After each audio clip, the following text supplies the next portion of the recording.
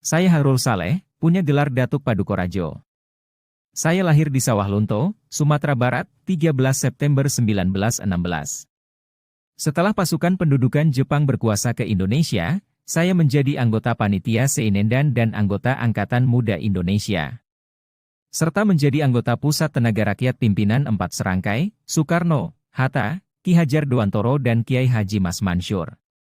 Tapi, ketika melihat kekejaman pasukan Jepang, saya segera berbalik arah menjadi anti-Jepang dan ikut membentuk Barisan Banteng. Pada pertengahan tahun 1945, saya mengajak teman-teman menentang kaum tua yang masih percaya kepada ketulusan sikap Jepang, membantu persiapan kemerdekaan Indonesia.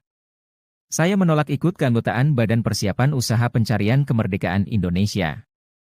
Saya juga berada di balik aksi penculikan Bung Karno dan Bung Hatta sehari menjelang proklamasi kemerdekaan. Saat perumusan naskah proklamasi, Bung Karno meminta semuanya ikut menandatangani dan mencantumkan nama. Tapi saya menentang gagasan itu karena sebagian dari yang hadir adalah pegawai Jepang, sehingga tak mungkin mereka ikut menandatangani proklamasi. Saya tetap mempertahankan pendapat. Saya tidak mau berkompromi. Akhirnya Bung Karno mengalah.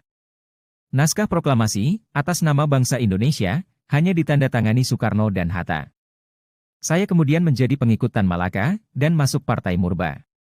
Tan Malaka adalah tokoh pertama yang menggagas secara tertulis konsep Republik Indonesia.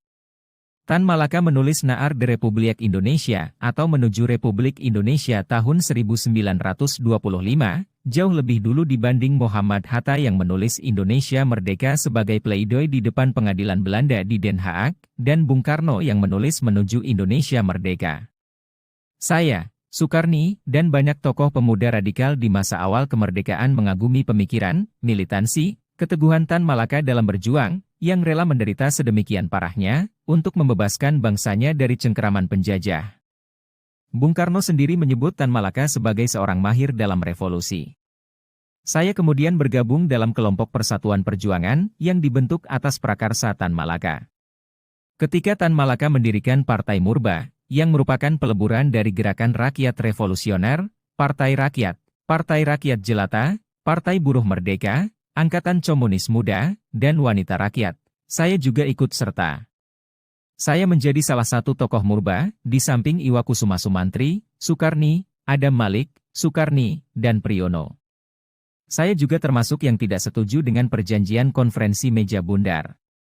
Saya kemudian menggalang pasukan hingga meletus peristiwa Banten Selatan.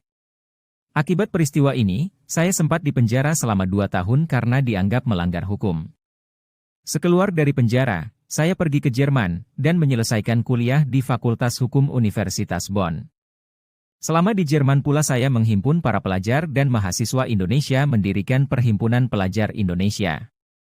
Saya juga yang mencetuskan konsepsi wawasan Nusantara, yakni batas teritorial secara sepihak ditentukan 12 mil laut dan langsung diberlakukan pemerintah Indonesia pada 13 Desember 1957. Dengan wawasan Nusantara, semua laut yang ada di antara pulau-pulau menjadi wilayah teritorial. Pemikiran saya ini baru bisa disahkan sebagai konvensi internasional tentang hukum laut pada tahun 1982 di Montego Bay, Jamaika. Meski saya sudah jadi pejabat penting, saya selalu bersedia menerima para aktivis muda yang mau berdiskus. Saya juga merupakan tokoh yang anti PKI. Saya kerap melawan berbagai gerakan dan agitasi PKI. Namun ketika rezim Orde Baru melakukan pembersihan setelah peristiwa Gestapo, saya malah ikut ditangkap.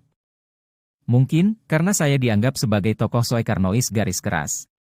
Saya dipenjarakan di rumah tahanan militer Budi Utomo, hingga meninggal dunia di penjara saat usia 50 tahun.